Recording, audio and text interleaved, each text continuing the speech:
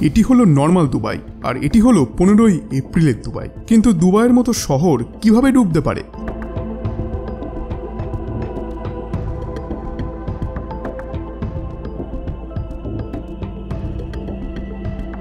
যে দেশের ডেভেলপমেন্ট বিশ্বের মানুষকে মন্ত্রমুগ্ধ করে, যেখানে বুর্জ খলিফা থেকে শুরু করে পাম জুমেইরার মতো অদ্ভুত কনস্ট্রাকশন তৈরি রয়েছে, সেখানকার অবস্থা এতটা খারাপ কিভাবে?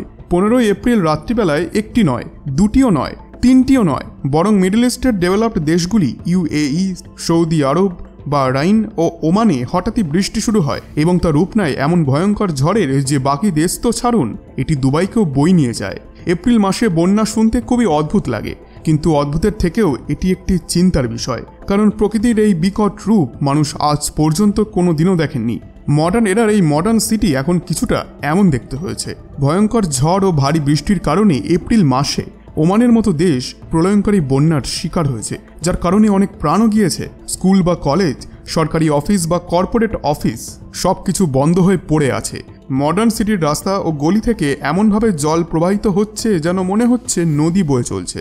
রাস্তায় থাকা শতাধিক গাড়ি জলের তলায় চলে যায়। আবার সেই ভিডিও একজন শ্যুট করেছেন জেট স্কিতে বসে। এই চিত্র হলো ইসলামিক দেশের ফিনান্সিয়াল হাব দুবাইয়ের, যেখানে একটি ঝড় এমন খেলা দেখায় যে চারিদিকে হইচই পড়ে যায়। প্রচণ্ড হাওয়ার কারণে বাড়ির চেয়ার টেবিলগুলি তুলোর মতো হাওয়ায় উঠতে থাকে। ভীষণ বৃষ্টির কারণে রাস্তায় জল ভরে যায়। পরিস্থিতি নিয়ন্ত্রণ হারাচ্ছে দেখে দুবাই সরকার সবাইকে সতর্ক করে বলে যে কেউ যেন ঘর থেকে বাইরে না বের হয়। দুবাইয়ের প্রসিদ্ধ এয়ারপোর্ট, যাকে নিয়ে চর্চা গোটা দুনিয়ায় হয়, মাত্র কিছু ঘন্টার মধ্যেই প্রবল বৃষ্টিপাতের প্রকোপে নদী হয়ে যায় সেটি। পার্কিং লট, 7 স্টার হোটেল, এমনকি শপিং মল আরবান ফ্লাডিংয়ের প্রভাবে ডুবে যায়। দুবাইতে কিছু ঘন্টার মধ্যেই এত পরিমাণ জল জমে যায় যে গত 2 বছরেও এটি সম্ভব হয়নি। মঙ্গলবার 142 মিলিমিটার বৃষ্টি দুবাইতে রেকর্ড করা হয়, যেদিকে বছরে 95 মিলিমিটার বৃষ্টিও হয় না বললেই চলে, বা হলেও খুবই মাঝে মাঝে। ইউএই এর আল আইন এমিরেটসে সবথেকে বেশি 250 মিলিমিটার বৃষ্টির রেকর্ড করা হয়। এর থেকে তো আপনি আইডিয়া করতেই পারছেন যে দুবাই ও অন্যান্য ইসলামিক দেশগুলিতে কত পরিমাণ বৃষ্টি হয়েছে। দ্বিতীয় দিকে আজ খাড়ির অঞ্চলে উপস্থিত 70% মুসলিম দেশ যুদ্ধ ও আতঙ্কবাদের কারণে জ্বলছে। ইরানের ইসরায়েলের আক্রমণের পর এখন ইসরায়েলের উত্তরের অপেক্ষা। সত্যি সত্যি এখন সিচুয়েশন আরও ডেঞ্জারাস হবে। উড়িষ্যার ভবিষ্যৎ বলা গ্রন্থ ভবিষ্য মালিকার পঞ্চসখার মধ্যে অন্যতম সন্ত বলরাম দাসজি বলেছিলেন যে যখন ইন্দুর পর বিন্দু দৃশ্যমান হবে তখন আসল লীলা আরম্ভ হবে। ইসলামিক দেশে আর্তনাদ শুরু হবে, কারণ অত্যাধিক মাত্রায় সংহার করা হবে তাদের।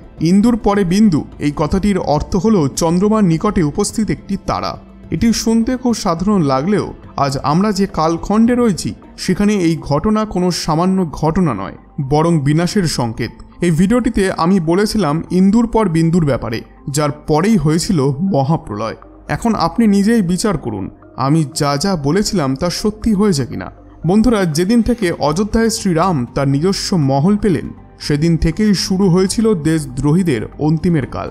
আর 24 অঙ্ক অর্থাৎ 2024 থেকে 2025 সালের মধ্যে ভারত থেকে বেশিরভাগ দেশদ্রোহী আতঙ্কবাদী মুছে যাবে।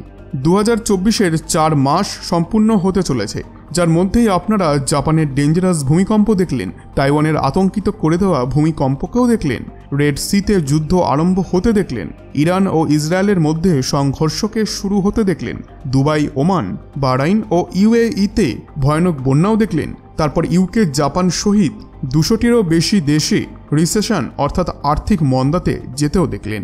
আপনি এই গরমে হয়তো ঘরে এসি চালিয়ে বসে থাকতে পারেন, অথবা ঘরে বসে বা শুয়ে টিভি দেখতে পারেন, কিন্তু তার মানে এই নয় যে গোটা দুনিয়াতে শান্তি রয়েছে।